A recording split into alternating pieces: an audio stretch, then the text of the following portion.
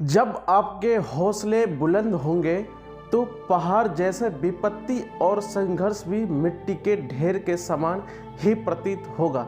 तो चलिए इस वीडियो का शुरुआत करते हैं। नमस्कार दोस्तों, मेरा नाम अविनाश झा और आप देख रहे हैं झा नॉलेज। आज हम बात करेंगे छत्रपति शिवाजी महाराज जी के बारे में। जब कभी भी मराठा साम्राज्य की बात आती है तो सबसे पहले शिवाजी महाराज का नाम सामने आता है। शिवाजी महाराज मराठा सम्राट के संस्थापक थे। वीर शिवाजी एक बहादुर, बुद्धिमान और निडर मराठा शासक थे। वे काफ़ी धार्मिक थे। बचपन में ही उन्होंने रामायण और महाभारत पढ़ने का बहुत शौक था। छत्रपति शिवाजी महाराज जी का पूरा नाम शिवाजी भोंसले था। छत्रपति शिवाजी महाराज का जन्म सन 19 फरवरी 1630 में मराठा परिवार में हुआ था। लेकिन आज भी शिवाजी का जन्म तारीख को लेकर कई प्रश्न चिन्ह लगे हुए हैं। शिवाजी महाराज का जन्म पुणे के शिवनेरी किले में हुआ था। छत्रपति शिवाजी महाराज का पिता का नाम सहजी भोसले और माता का नाम जीजाबाई था। शिवाजी को हिंदू धर्म की शिक्षा कोंडदेव से भी मिली। साथ ही उनके कोंडा जी ने उन्हें सेना के बारे में, घुड़सवारी और रणनीति के बारे में भी बहुत सी बातें सिखाई थी। शिवाजी बचपन से ही बुद्धिमानी व तेज दिमाग के थे। उन्होंने बहुत अधिक शिक्षा तो ग्रहण नहीं की, लेकिन जितना भी उन्हें बताया सिखाया जाता था वो वे बहुत मन लगाकर सीखते थे। 12 साल की उम्र में शिवाजी बेंगलोर गए, जहां उन्होंने अपने भाई संभाजी और मां के साथ शिक्षा ग्रहण की। यही उन्होंने 12 साल की उम्र में साईबाई से विवाह किया। शिवाजी का विवाह सन 14 मई 1640 में साईबाई नीलांबकर के साथ लाल महल पुणे में हुआ था। उन्होंने कुल 8 विवाह किए थे।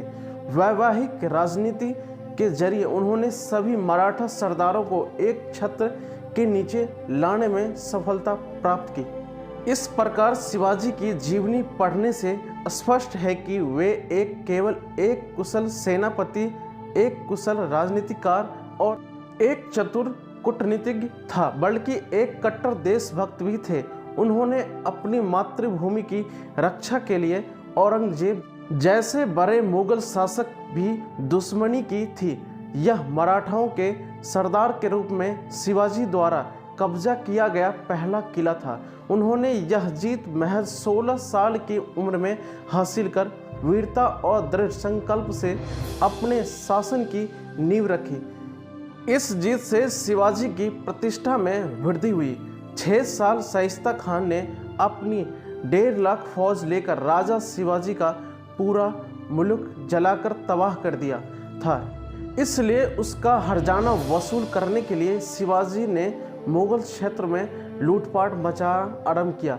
सूरत उस समय पश्चिमी व्यापारियों का गढ़ था और हिंदुस्तानी मुसलमानों के लिए हज कर जाने का द्वारा यह एक समृद्ध नगर था और इसका बंदरगाह बहुत महत्वपूर्ण था। शिवाजी ने 4000 की सेना के साथ 1664 में 6 दिनों तक सूरत के धनाढ़ व्यापारी को लूटा। इतने महान योद्धा और राजा की मृत्यु किसी के साथ युद्ध में हो जाए ऐसा संभव नहीं था। मगर इतिहासकारों ने इस बात पर चर्चा करना शुरू किया कि आखिर छत्रपति शिवाजी की मृत्यु कैसे हुई, तो वह इस निष्कर्ष पर पहुंचे। छत्रपति शिवाजी की मृत्यु 3 अप्रैल 1680 को रायगढ़ के किले में हुई थी, जहां कुछ इतिहासकारों के अध्ययन के मुताबिक शिवाजी महाराज की मृत्यु स्वाभाविक थी क्योंकि उनकी तबीयत खराब हो गई थी। तो कुछ लोगों का मानना है कि शिवाजी महाराज को उनके मंत्री और रानियों ने मिलकर जहर दे दिया, जिस वजह से खून की उल्टी करते हुए शिवाजी महाराज की मृत्यु हो गई थी। यह घटना 3 अप्रैल 1680 की है, जब हनुमान जयंती की खुशी पूरे रायगढ़ जिले में मनाई जा रही थी। मराठा जनता के द्वारा इस त्योहार को बड़े ही हर्षोल्लास के साथ बड़े पैमाने पर मनाया जा रहा था। हर कोई खुशी में मर्दा और सभी रानियां तैयारियों में जुटी हुई थी। छत्रपति के सबसे बहादुर और उनके बड़े बेटे संभाजी महाराज महड़ के काम के कोल्हापुर के किले में गए थे।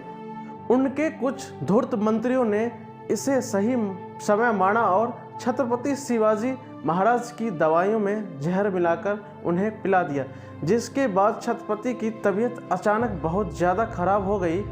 मगर उनके पास कोई भी नहीं था और ऐसे परिस्थिति में छत्रपति महाराज की मृत्यु खून की उल्टी करते हुए 50 वर्ष की आयु में रायगढ़ के किले में हो गई।